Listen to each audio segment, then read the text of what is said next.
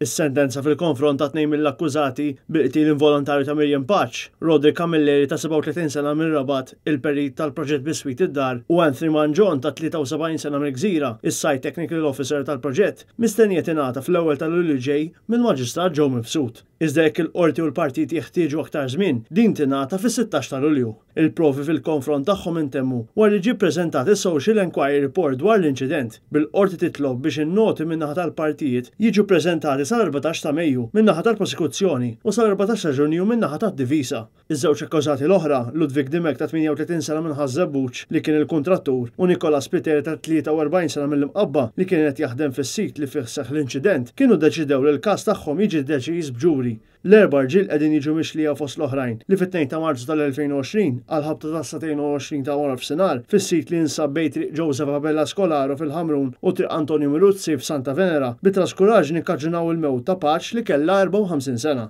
Il-ġuri fil-konfront ta' Dimek u Spiteri skont il-liġi irid jiġi appuntat wara jintemm kompletament il-każ fil-konfront ta' Roderick Camilleri u Anthony Manjon. Il-prosekuzzjoni tmexxiet minn Superintendent Robert Vella u l-Ispettur Matthew Gallia li investigaw il-każ. L-avukati Franco De Bono u Marion Camilleri qed jidhru għal Nicolas Spiteri, filwaqt li għal Dimek qed jidhru l-avukati Michael Xriħa, Roberto Montalto u Franco Gallia. Għal perit Camilleri qed jidhru l-avukat Arthur Azzopardi u l-perit Manjon għandu jiddefendih lill-avukat Alfred Abela. L-avukati Joe Giglio u David Bonello qed jidhru għal familja Paċ.